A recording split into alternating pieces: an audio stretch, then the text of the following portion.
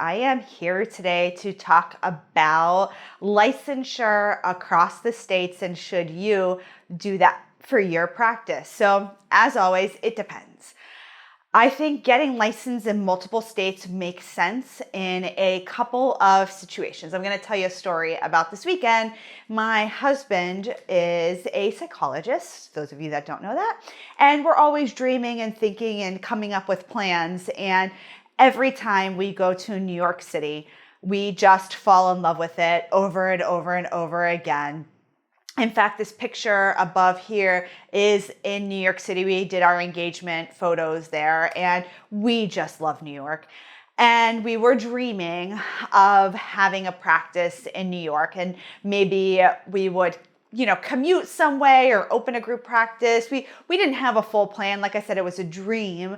And we talked about what it would look like to get licensed in New York. Now, we know New York has some of the strictest licensure requirements, and we were just talking about, what that might look like. So if you're thinking of opening up multiple locations, it would make sense for you to be licensed in those locations. Even if, let's say, you were planning on opening up another location for whatever reason and you weren't going to see clients out of there, but you were going to hire people, it might make sense for you to get licensed there to understand the process, to understand some of the logistics around being licensed in that particular state.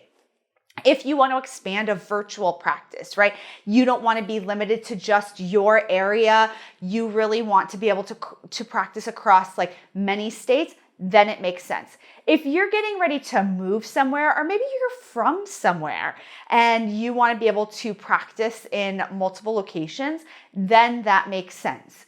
The thing that I'm always weary about, or I always think about in getting licensed in other states is, I'm just going to pick like a random state, Nevada. I don't know anything about the population, about the culture, about landmarks, about things going on in Nevada. So if I have clients in Nevada, for instance, I'm not personally as clued into what is going on there, right?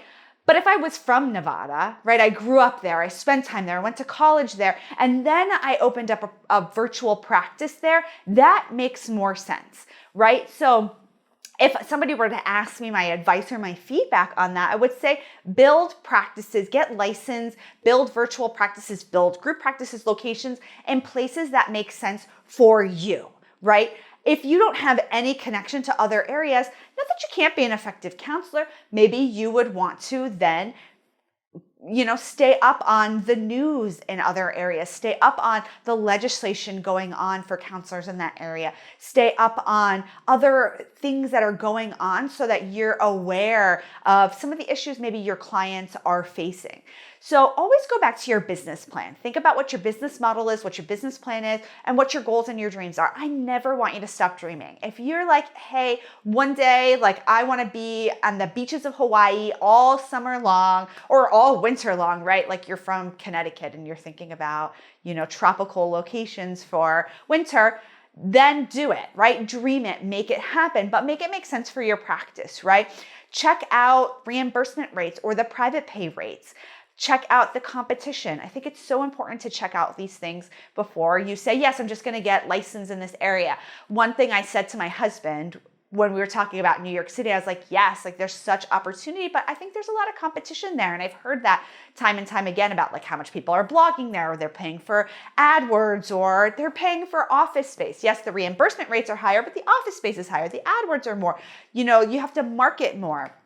And so I'm like, does that make sense? It might make sense. I'm always going to return back to the business plan to see if that makes sense for our business. So I think it's really important to dream big, but you also want to make sure that it makes sense for your business. I'm going to talk about a few more times when it makes sense to get licensed in other states, but first I want to thank our sponsor, TherapyNotes. If you're looking for an electronic health record that can help you practice across state lines so that you can do virtual practices, you can set up different locations, you can send paperwork to clients, you can take payments, you can do so much with TherapyNotes, and you can run excellent reports. And to top it off, they have excellent customer service, so be sure to check out TherapyNotes. So when it makes sense to set up a virtual practice, is when you want to serve a specific client. Maybe it's your dream to work with celebrities, right? Like, or to work with like a certain population that lives in a certain area. Maybe that's not where you live. Then you would want to build up. If you want to work with certain geographic locations, right? You are a specialist, and like eating disorders is so in need right now. And there's so few eating disorder therapists out there. You could serve populations that don't have eating disorder specialists in their area. So you can widen your market, right?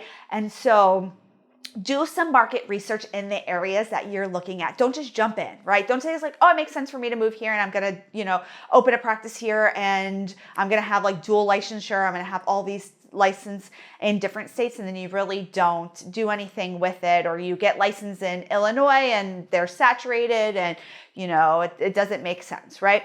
Do some research before you look into, absolutely getting that license. But again, if it makes sense for your business plan and it makes sense for your dreams, go after it. So I'll keep you posted if we ever open a New York location, everybody. I'll see you soon. Bye.